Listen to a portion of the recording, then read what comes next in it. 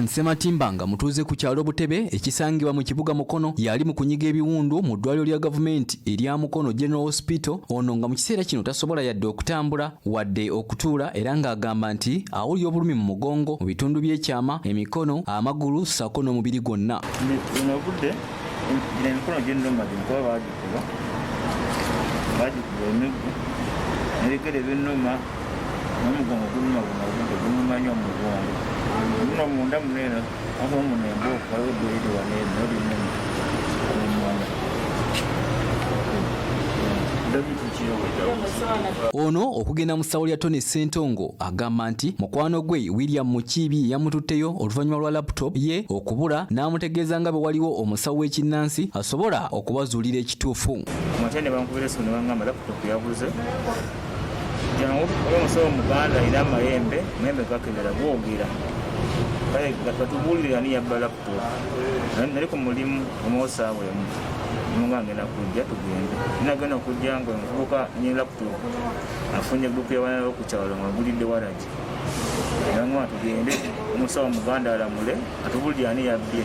Ono agenze mu maaso n'ategeeza nti wakati mu kumukuba yesobodde okwemulwa n'adduka okutuusa lwe yasanze defense w'ekyalo eyamutaasizza nga yenna ali bukunya. Basonga nti era agudde oluggi awo nalanga bagenda kunzita okudduka ekikumi omufuluma waabwe. Okudduka ennyo kusanga mukulu Geoffrey era aggalawo ddukaadi. Yagira abaana bangobe nga baleekana nti omubbi okusanga Geoffrey yali kungaggalawo ddukaadi atuukira ku ye amaga Geoffrey nti asabayo kunzita. Geoffrey Lwanga nga yatwala ebyokwerinda ku kyalo Mulago mu kibuga Mukono awasangiddwa essabo lino agamba nti embeera Ssematimba gyatuukiddemu ewuwe yabadde mbi nnyo kubanga yabadde akubiddwa era kwe kusalawo okumuzza ewaka. Bakiro nga bali mu distance nga simulaba bulungi kati bambi ye engeri gye yali yeetaasa nga yandabye nangamba Geoffrey ntaasa bagenda kunzita. Nagenda okumulaba nga ye Alan nga mumanyi bulungi nga bajja bamugoba bamukubye yenna kati mukugezaako kumutaasa nga bo bagamba bamuzaayo mu ssabo. Ne mbagamba waba mubbi nti yakoze ki tiyabbye laptop waba mubbi temumuzaayo mu ssabo. Ye Deborah Naroga nnyina wa Ssematimba agamba nti embeera y'omwana we gy'alimu mbi nnyo kuba takyasobola kutuula kyokka nga n'Omusamizze agaanye okumujjanjaba bw'atyo n'asaba poliisi okugira nga emukwata okutuusa nga asasudde. Ebeere ng'omuntu yeekola ki emukwatira ddala abeereyo n'aladisi naye akole kyannyambe.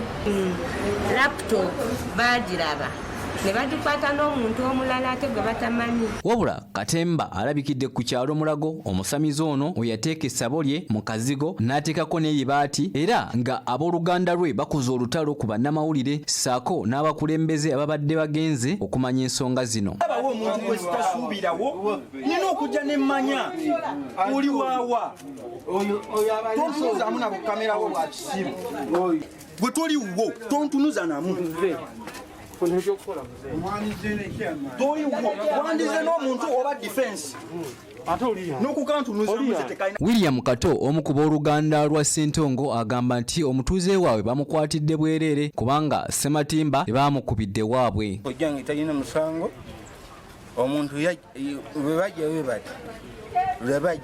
ne bajja ne bakola kino ne beebuuza ku kojja nga baagala kumanya nsonga ki ani yatwala laptop. Mu kiseera kino Ssentongo akomebwa ku poliisi e Mukono ng'okunoonyereza bwe kugenda mu maaso. Derek Kaddu, Arafati Musoke, STV Select ey'enjawulo.